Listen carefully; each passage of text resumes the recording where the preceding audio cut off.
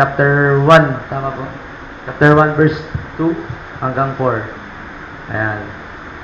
Una ako at sunod po kayo, mga kapatid, no? Verse 2, mga kapatid, magalak kayo kapag kayo dumaranas ng iba't ibang pagsubok. Verse 3, 1, 2, 3, go. Sapagkat alam ninyo na lalong magiging matatag ang inyong pananampalataya at tapos ninyong pagpapalaya ng pagsubok. Ayan, verse 4, and last verse, at dapat kayong magpakatatag hanggang wakas, upang kayo'y maging ganap at walang pagkukulang. Ayan. Tawagin ko po ang ating tagapagsalita ngayong tanghali, no? Paano ba siya papakilala? So, kilala siya ng nakararami, no? At isa siyang anak ng heartthrob. Panganay na anak ng heartthrob, no? Sa aking kapatid na si Idrep Dominguez.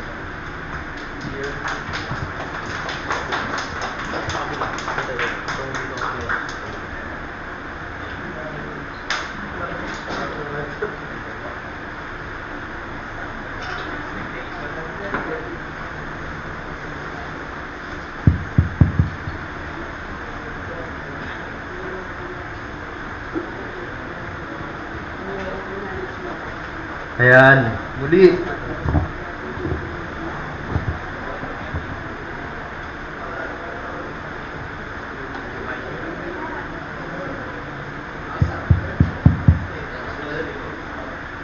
Ayan, muli isang mapagpalang tanghali na, no, sa ating lahat.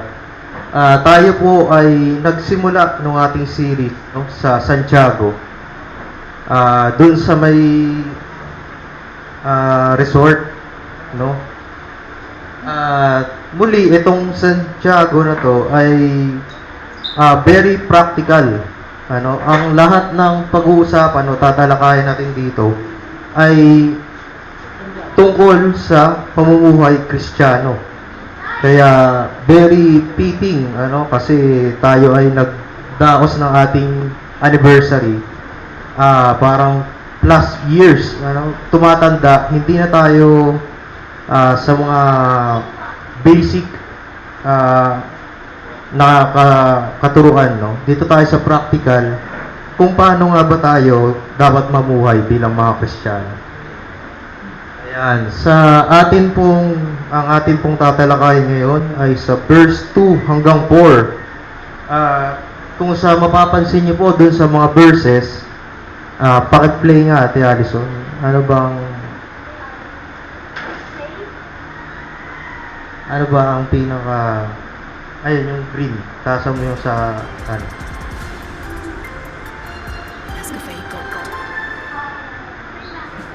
Vicks Inhaler for fast relief mula sa barading dilim. Anytime, anywhere. Wala. Vicks Inhaler. Wala.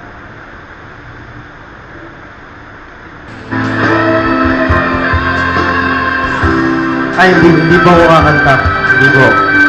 Kasi tingin niyo mukhang kakanta ako. Pero parang familiar sa inyo yung kanta na yan, no? Sino po ba nakakala? Pagsubok, ano, ng ages. At marami ang, lalo na sa mga karaoke, daming kumakanta niyan. Ang dami kasing tinatamaan, ano, ang dami nakaka-relate. Sige, okay. Lalo na mga Pilipino. At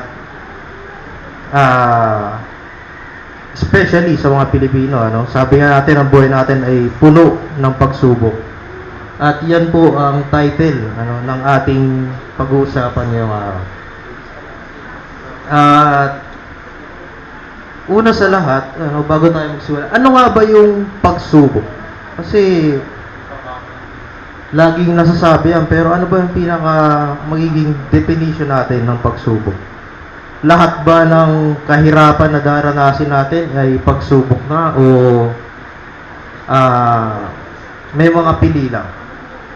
Ayan. Sa atin pong pagbabasa ng Biblia, malalaman natin na may pagkakaiba. Ano?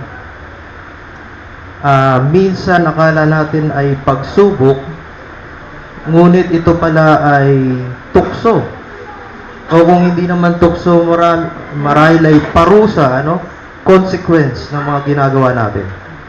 At maraming Kristiyano ang iniisip, pagsubok lang sa akin to ni Lord. Pero hindi pala pagsubok, pinapakita na pala sa iyong ginawa. At kaya maganda na malinaw nating maintindihan. Ano nga ba ang pagsubok? Sige po.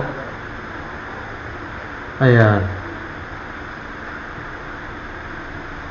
At sa verse nating nabasa,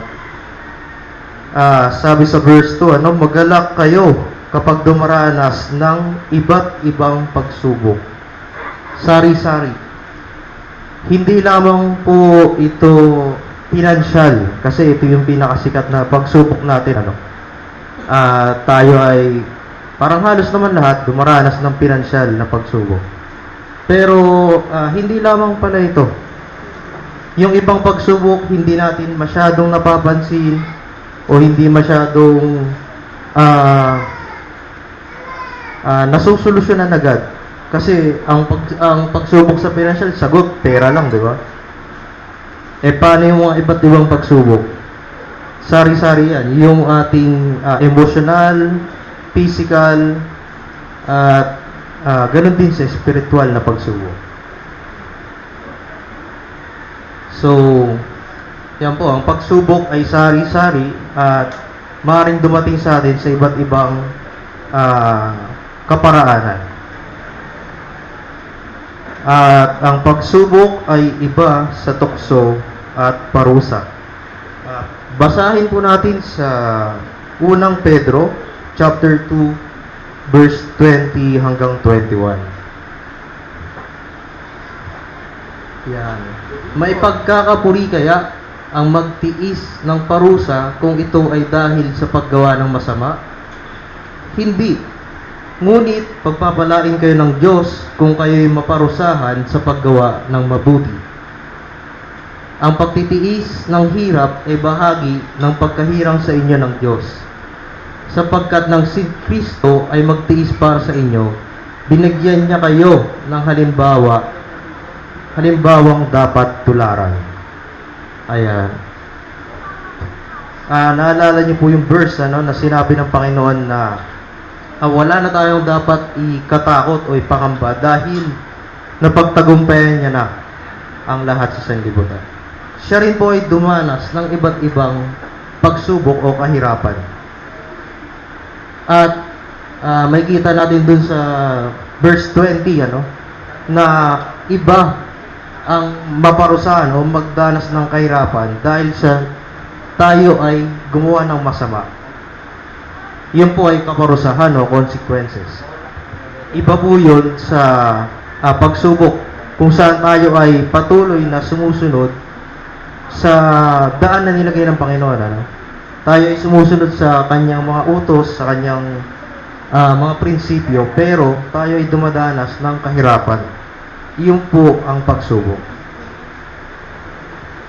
At ang pagsubok po, katulad po ng mga nasabi nung nakaraan, ay nagtataas. Ito po ay nagpapatibay ng ating pananampalataya. Ang tukso ay lalong naglalayo sa atin sa Diyos. Na pag nahulog ka sa tukso, lalo kang malalayo sa Kanya. At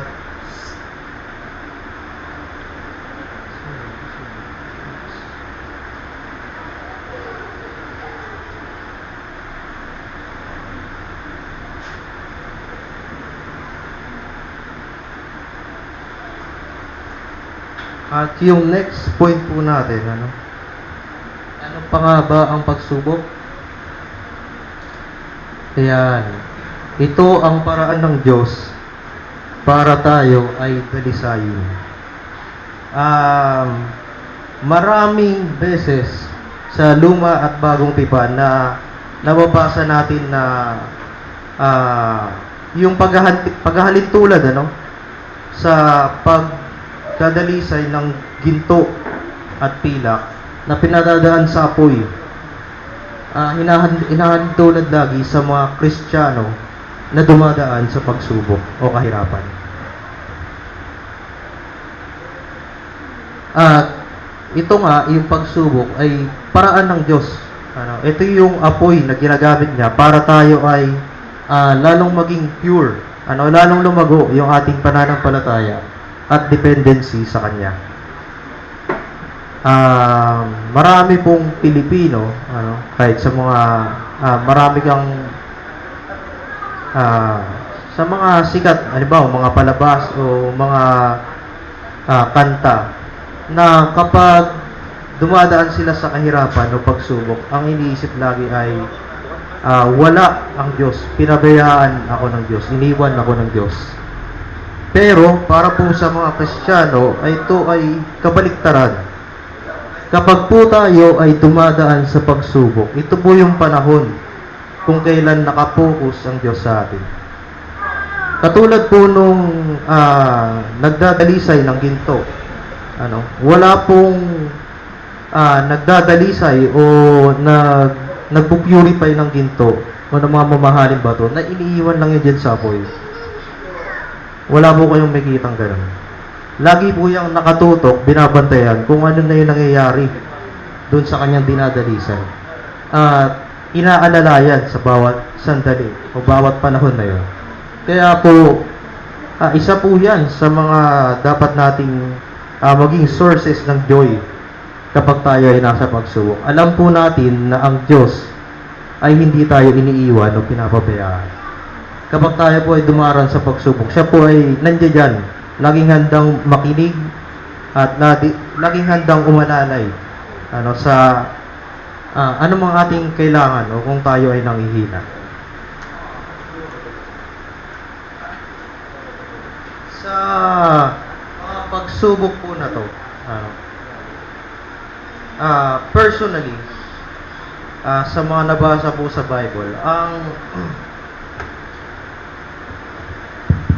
ang lagi ko pong iniisip actually kapag dumadaan sa pagsubok ay wala pa akong nabasa sa Bible na pagsubok na hindi at the end nagdulot ng kapurihan o kaluwalhatian sa Panginoon.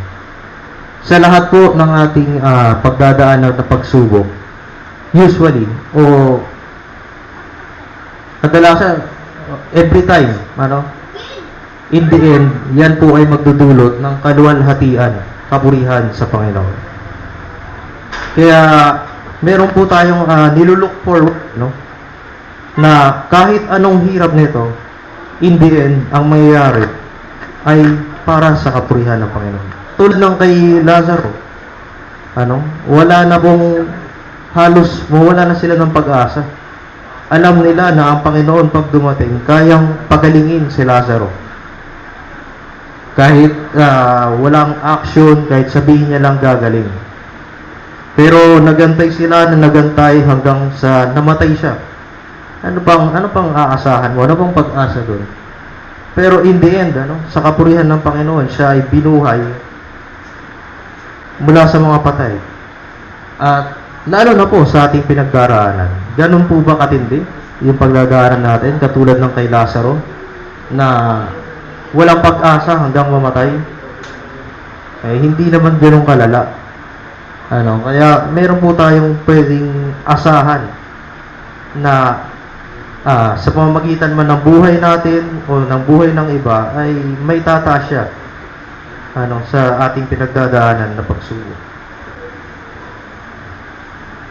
At kadalasan ang pagsubok na ito ay hindi lang basta-basta dumarating. Pwedeng mayroon tayong panalangin na kahilingan o mayroon tayong sinimulan na ministeryo o gawain at saka dumating ang mga pagsubok na ito. Dahil ito rin po ang ginagamit ng Panginoon para palaguin yung karakter natin, yung ating lalong pagiging Christ-like. Yun naman ang ating target o goal. Laging ang maging katulad ni Kristo. At ito po ang ginagamit ng Panginoon para hubugin tayo. Ayan. Minsan tayo ay nananalangin, hindi naman material na bagay. Humihingi tayo ng patience, yung mga character no, na kailangan natin. Hindi naman yan, sabi nga din sa isang palabas, di ba? Kapag ba humingi ka ng pasensya sa Panginoon, ay bigla-bigla na lang ibibigay sa iyo, o bibigyan kanya ng pagkakataon upang maging mapagpasensya. Kapag ba humingi tayo ng katapangan o katatagan, ay basta-basta niya lang ibibigay sa iyo o bibigyan kanya ng mga sitwasyon o pagkakataon para maging matatag at matapang. Yan po yung mga pagsubok na ibinibigay ng Panginoon. Dahil meron na tayong idea, alam na natin ano ba ang pagsubok. Ano po ba ang magiging epekto ng pagsubok sa atin?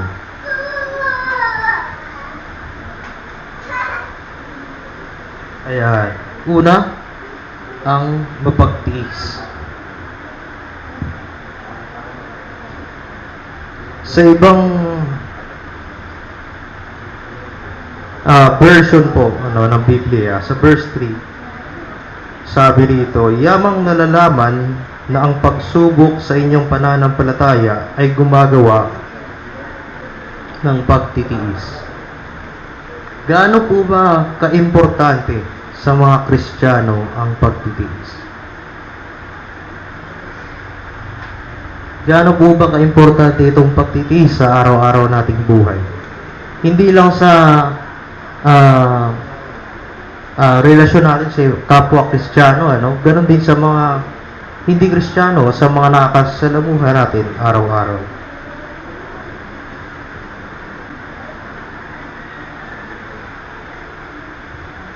Ayan. Basahin po natin sa 1 Peter chapter 1 verse 7.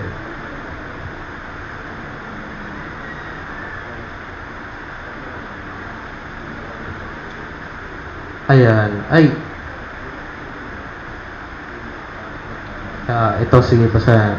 Ang ginto na nasisira ay pinararaan sa apoy upang malaman kung talagang dalisay. Gayon din naman ang inyong pananampalataya, na higit kaysa ginto ay pinararaan sa pagsubok upang malaman kung dalisay. Kung talagang tapat. Sa gayon, kayo'y papupurihan, dadakilain, at pararangalan sa araw na mahayag si Jesucristo. Ito pong pagdaan sa apoy ng mga mamahaling bato, kahit hindi mamahaling bato, kahit anong metal, isa pong dahilan kung bakit pinaparaan sa apoy yan ay para lalong maging matibay. Dahil tinatanggal yung impurity na madaling magparupok dito, madaling magpasira, ay lalong nagiging matibay, lalong nagiging mapagtiis, enduring.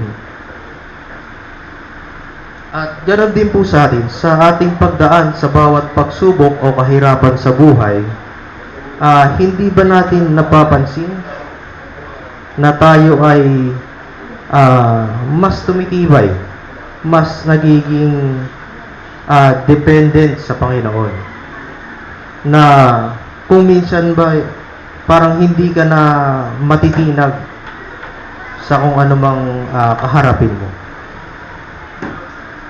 At isa po pong epekto ng pagsubok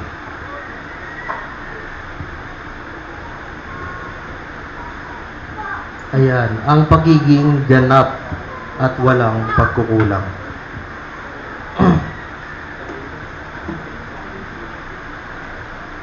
Pag nabasa po natin yan dun sa James chapter 1 o Santiago chapter 1 verse 4, ay medyo mapapaisip ka, Anong ibig sabihin dito ng ganap at walang pagkukulang? Ibig sabihin ba niyan, sa pagdaan sa pagsubok ay magiging perfect ka na?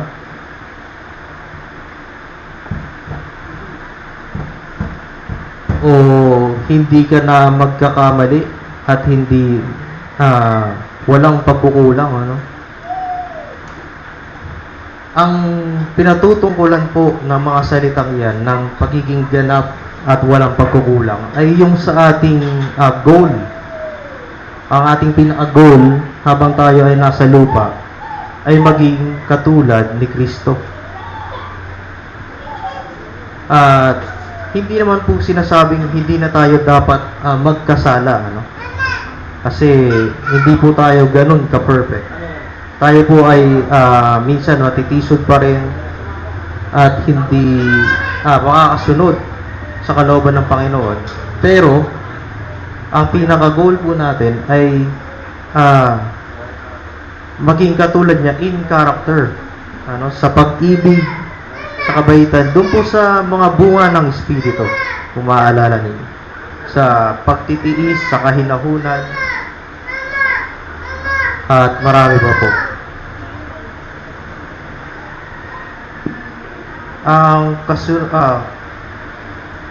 Kung babasahin nga natin, ano, sa Job chapter 23 verse 10 to 11,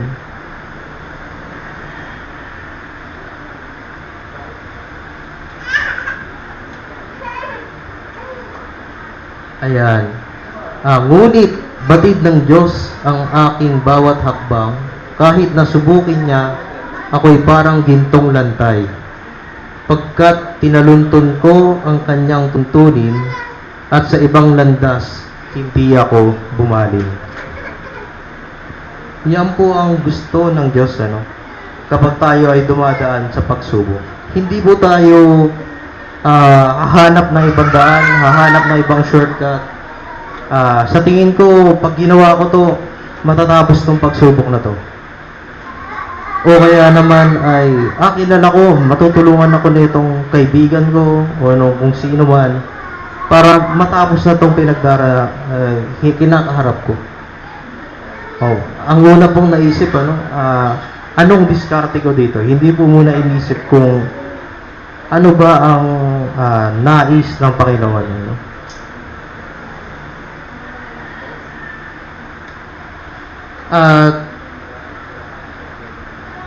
At sa pagiging ganap nga at walang pagkukulang, ano, hindi dapat tayo dumaan sa ibang landas. Isa pang magandang example dito sa unang Korinto chapter 14 verse 20. Ito po yung sa pagiging ganap. Sabi, mga kapatid, huwag kayong mag-isip bata. Maging tulad kayo ng mga batang walang malay sa kasamaan, ngunit maging ganap ang inyong pag-iisip.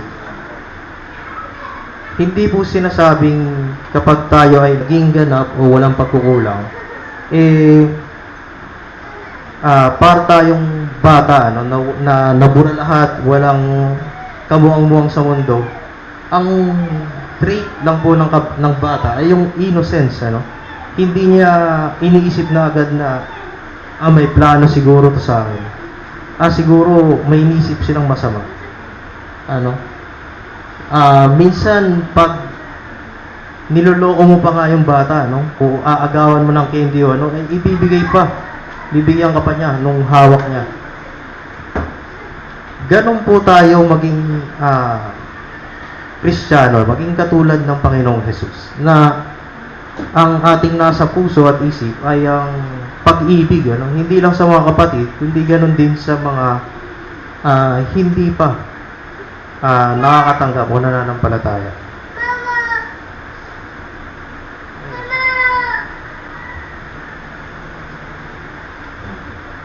At ang isa pa po, huli sa ating tatalakay sa mga epekto ng pagsubok, ay ang maturity o pagiging mature na hinahanap-hanap ng Panginoon sa atin.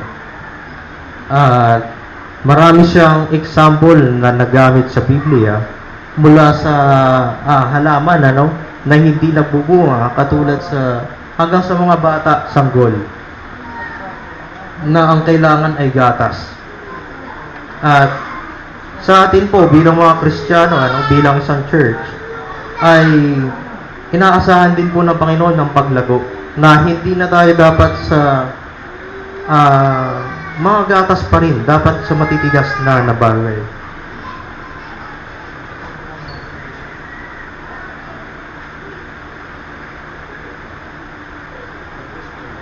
At sa maturity na ito, samahan niyo po akong basahin sa Philippians chapter 3 verse 12 at 15. Ayan. Ang sabi, hindi sa nakamtan ko na ang mga bagay na ito. Hindi rin sa ako'y ganap na. Ngunit sinisikap kong maisakatuparan ang layunin ni Kristo Jesus nang tawagin niya ako. Verse 15, ganyan ang dapat na maging isipan ng mga matatag na sa pananampalataya.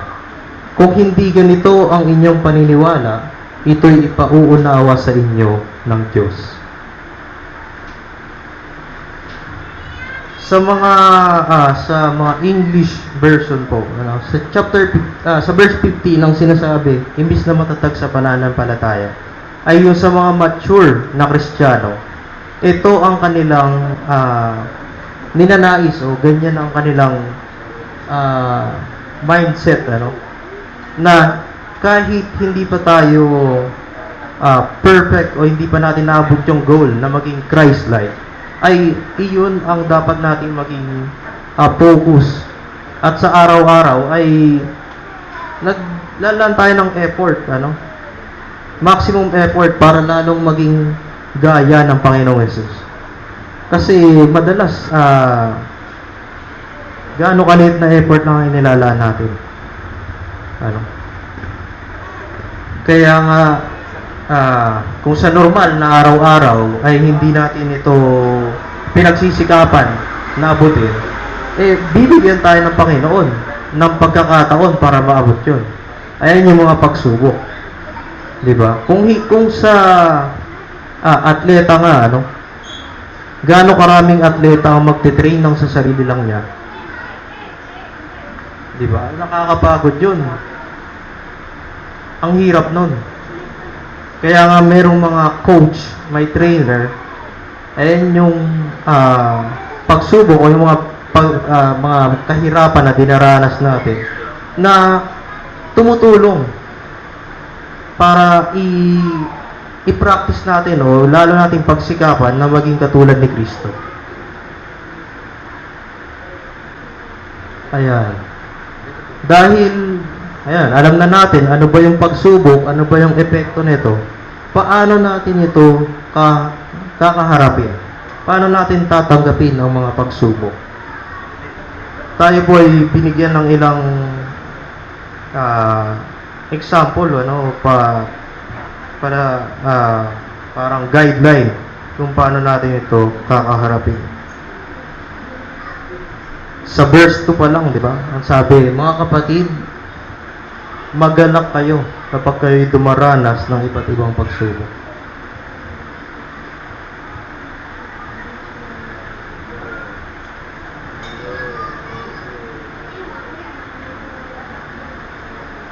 At kung babasahin natin ito, parang mapapaisip tayo, sino kaya ang nakagawa nito? Sino kaya nagagalak pag dumaranas ng pagsubok? Natutuwa ka ba pag naghihirap ka? Masokista. Na natutuwa sa paghihirap? Wala namang taong ganun. Pero ito po yung pinagkaiba ng mga Kristiyano sa hindi mananampalataya. Dahil ang ating paningin ay hindi nakapokus dito sa lupa. Kung sa lupa ka lang po nakatingin, dito sa kinatatayuan ko, kung may bundok dyan sa harapan ko, o malaking building, sabihin natin yun yung pagsubok, ay wala talaga akong makikita, yan lang. Pero, dahil bilang Kristiyano, tayo ay may mga makalangit, parang nasa eroplano. Pag nakita mo yung bundok na yan, ang liit lang pala. Doon pala ako pupunta sa likod. Ang ganda ng lugar, parang malaparaiso. Dahil hindi man natin nakikita ngayon kung ano ang magiging price o ano ang magiging kakahinatnan, ay meron na tayong ideya sa mga nababasa natin sa Biblia. Ano ba yung mga pangako ng Panginoon? Ano ba yung mga naging example dito sa mga tao rin na dumanas ng hirap at pagsubok? Hindi ba sila pinagpala o hindi ba sila tinulungan ng Panginoon sa dulo? Kaya naman sa ating pagdanas o pagharap sa mga pagsubok, ay magkakaroon tayo ng galak hindi sa paghihirap kundi sa inaantay nating darating tapusan ng pagsubok na iyon. Ayan. Ay yung pangatlong slide po.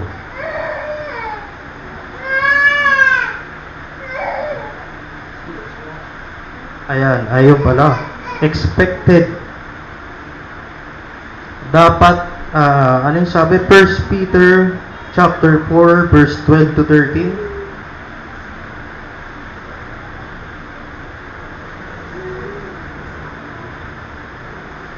Mga minamahal, huwag ninyong pagtakhan at ituring na di pangkaraniwan ang mabibigat na pagsubok na inyong dinaranas.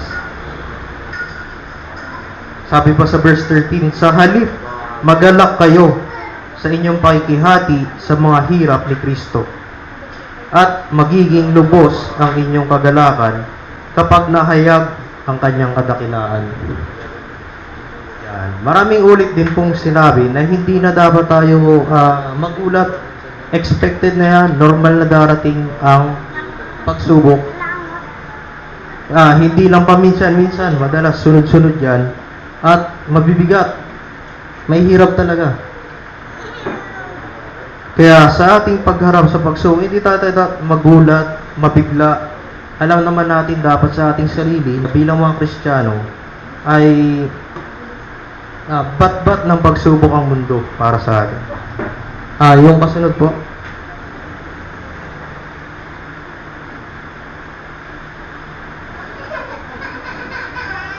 Ayun, may katatagan.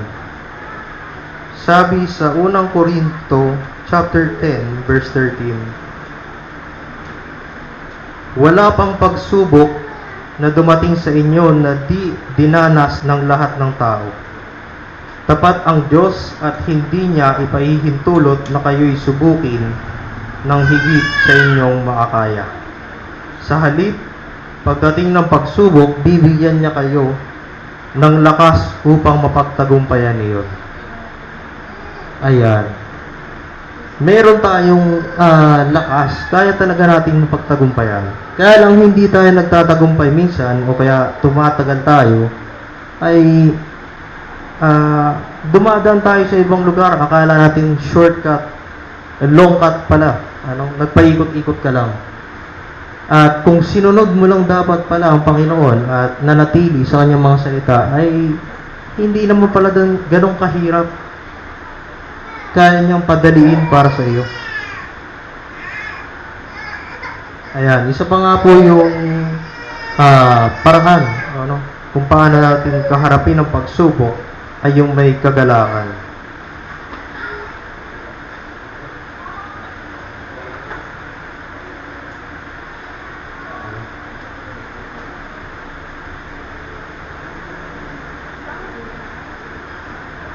Ayan, sabi sa Romans chapter 5 verse 3 to 4.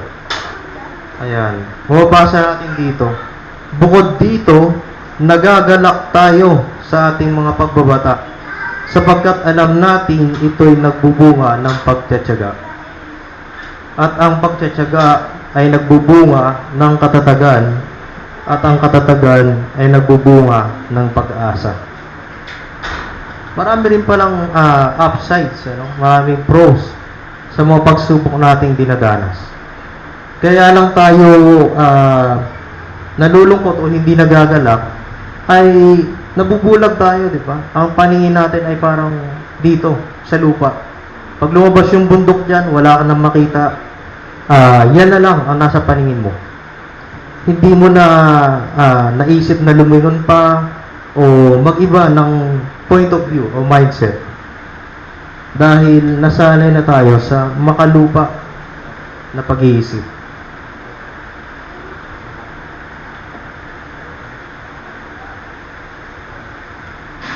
At yung sikat nga na verse sa Proverbs chapter 3 verse 5 to 6 na huwag manangan sa sariling karunungan. Ayan. Kay Yahweh ka magtiwala buong puso at lubusan at huwag kang manangan sa sariling karunungan. Siya ay sangguniin sa lahat mong balak at kanya kang itutumpak sa lahat ng iyong lakad. Sa normal na buhay natin, hindi na natin ito madalas nasusunod. Lalo pat sa mga pagsubok. Tayo ay nagpapanik, nag-iisip agad ng paraan para makalusot. At mas lalo nating napapabayaan, nakakalimutan ito, na hindi last resort ang Panginoon. Hindi siya yung parang huling bala mo. Siya dapat lagi yung una at siya yung mag-guide sa iyo para madaanan mo itong pagsubok na kakaharapin. Ayan. Kaya po mga kapatid, sa pagharap natin sa pagsubok o sa mga lahat ng kakaharapin natin, una sa lahat, di ba? Huwag manangan sa sariling karunungan. Andiyan po ang Panginoon na dakila sa lahat, makapangyarihan sa lahat. Ba, anong pinag-aalala natin? Diba? Kung hindi natin kaya, hindi ba niya kaya? Ayan. Sa ating pong pagwawakas, samahan niyo po akong basahin sa 2 Korinto, chapter 4, verse 16 hanggang 18.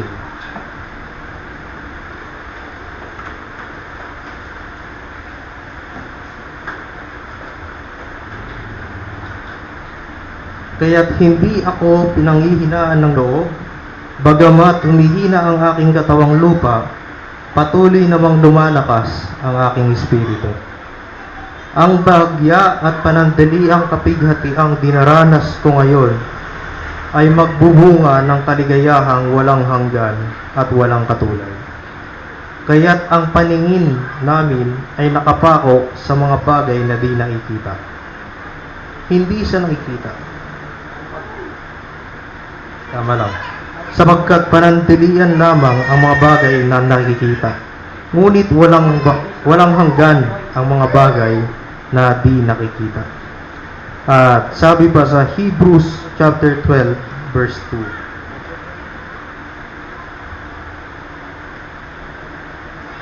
2. Ituon natin ang ating paningin kay Jesus na siyang pinagmulan ng ating pananampalataya. At siya rin nagpapasakdal nito. Dahil sa kagalakang naghihintay sa kanya, hindi niya ikinahiya ang mamatay sa krus. At siya ngayon nakaluklok sa kanan ng trono ng Diyos. Ayan po ang ating greatest example, ang Panginoon. Yung kanya pong pinagdaan ng paghihirap. Nakatuon siya doon sa kagalakang naghihintay sa kanya. Ito po ang ating sundan at gayahin. At ganun po, bago tayo magwakas, mag-iwan lang po ako ng katanungan sa bawat isa. Meron po ba tayong pagsubok na kinakaharap ngayon? Ayon po dun sa sa description natin kung ano ba ang pagsubok. Hindi tukso o hindi kaparusahan. Anong pagsubok ang kinakaharap natin ngayon. At kung may naisip na po kayong isa, imbis na itanong natin sa ating sarili kung bakit nangyayari sa atin ito, o isipin natin, tanong natin sa ating sarili, ano ba yung hinuhubog ng Diyos sa atin? Bakit niya tayo pinapadaan sa pagsubok na ito? At sa ganon ay naway magkaroon ng kagalakan sa bawat isa sa atin dahil alam natin, ito pala ang inuhubog ng Panginoon. Ito pala yung nais niya. Kaya ako dumadanas sa ganitong paghihirap. Sige po. Tayo po ay magwakas sa isang panalangin. Ama namin, kami po ay lumalapit sa inyo, nagpapasalamat sa tanghaling ito. Panginoon, maraming salamat po sa inyong mga salita na patuloy na gumigising sa amin at nagpapaalala sa amin sa inyong kadakilaan at sa inyong pag-ibig na walang hanggan. Panginoon, alam po namin na ang mga pagsubok na ito na ibinibigay ninyo ay dulot ng inyong pag-ibig sa amin at pagkalina. Bigyan niyo po kami ng karunungan at lalo ng katatagan, Panginoon, at pagtitiis upang mapagdaanan ang mga ito. Ganon din ay himukin niyo po ang bawat isa na laging manatili sa inyong mga salita at laging manatili sa inyong mga utos at prinsipyo sa kahit anumang pinagdadaanan natin. At muli, ang mga salita po ninyo ay tumimo sa aming mga puso't isipan at hindi na mawalay pa. At sa lahat ng aming oras ng aming mga buhay ay magkaroon kami ng kumpiyansa sa inyo, Panginoon, at ng kapayapaan na kahit anumang pagdaanan namin ay hindi nyo kami pababayaan o iiwan man. At ang lahat ng pagsubok na ibinibigay ninyo ay may binibigay din kayong kalakasan para mapagtagumpayan namin ito. Muli, ibinabalik po namin sa inyo ang papuri, pagsamba sa tanging pangalan ng Panginoong Hesus na aming Diyos sa tagapagligtas. Amen and amen. Binabalik ko na po sa ating MC.